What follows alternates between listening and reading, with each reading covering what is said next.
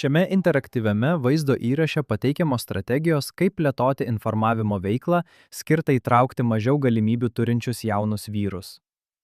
Išmoksite atpažinti mokymosi kliūtis, kurti kultūriškai aktualias žinutes, efektyviai naudoti skaitmeninius ir gyvo bendravimo kanalus, bei kurti pasitikėjimą per bendruomenės partnerystės. Peržiūrėję šį vaizdo įrašą, atlikite trumpą testą ir patikrinkite savo žinias. Pirmasis veiksmingos pagalbos teikimo žingsnis – suprasti, kas žmonėms yra pagrindiniai sunkumai. Kliūtis gali būti praktinės – transportas, laikas ar išlaidos. Psichologinės – baimė patirti nesėkmę, žemas pasitikėjimas savimi. Socialinės – sektinų pavyzdžių ar bendramžių paskatinimo trūkumas. Kultūrinės – normos, kurios neskatina kreiptis pagalbos ar mokytis.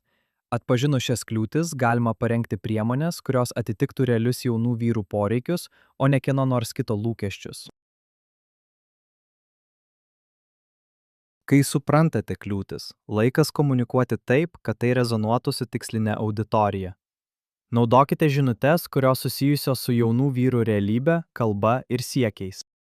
Vietoje formalių pristatymų rinkitės autentišką draugišką bendravimą. Vaizdo įrašus, nuotraukas ar trumpus liudijimus atspindinčius jaunų vyrų patirtį. Kultūriškai aktualus informavimas reiškia stereotipų vengimą ir dėmesio sutelkimą į stipriąsias puses – bendruomenę, draugystę, pasiekimus, atsparumą. Tikslas nėra parduoti mokymąsi, bet parodyti, kaip jis dera su jų tapatybe ir asmeniniais tikslais. Veiksmingas informavimas apima tiek internetinius, tiek tiesiogiai gyvai taikomus metodus. Skaitmeniniai įrankiai tokie kaip Instagram, TikTok ir WhatsApp puikiai tinka dalintis trumpu asmenišku turiniu, nuotraukomis, vaizdo įrašais ar atsiliepimais. Tiesioginis informavimas asmeniškai, pavyzdžiui, dalyvavimas sporto renginiuose, jaunimo klubuose, bendruomenės susibūrimuose, padeda užmegzti asmeninius ryšius ir pasitikėjimą.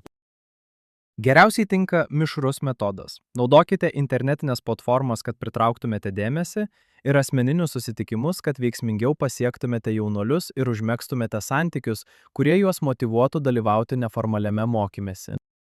Pasitikėjimas auga per žmones, o ne per reklamą.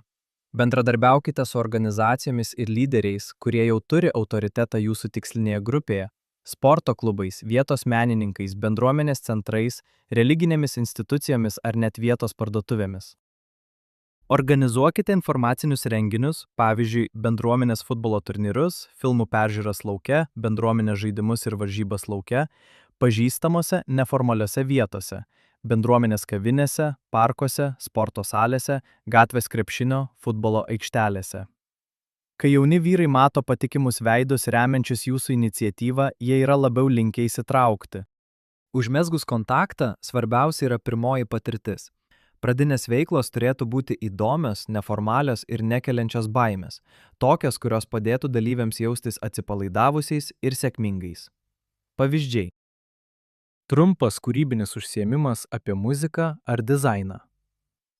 Bendruomenės iššūkis ar sportinė veikla. Bendraminčių vedamas pokalbis apie gerovę. Pabandymo sesija, parodanti, kokia yra mokymosi aplinka.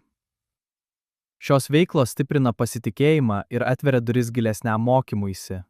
Užtikrinkite, kad jūsų veiklos būtų interaktyvios, įdomios, suprantamos ir aktualios.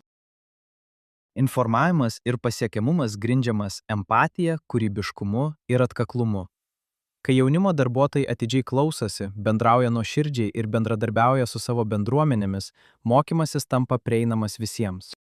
Dabar kviečiame atlikti testą, kuriame galėsite pasitikrinti savo įgytas žinias, atsakydami į 4 klausimus. Pažymėkite teisingą atsakymą, nepaisant to, ar pasirinkote teisingai ar neteisingai, jums bus pateiktas atsakymo paaiškinimas. Pradėkime.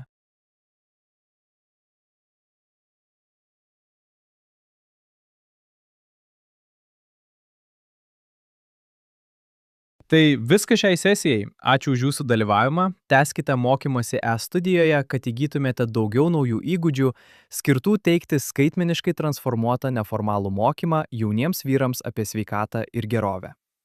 Sėkmingai baigę mokymo kursą įgysite skaitmeninį ženklelį jaunimo darbuotojas, inovatyvus jaunų vyrų sveikatos ir gerovės puoselėtojas.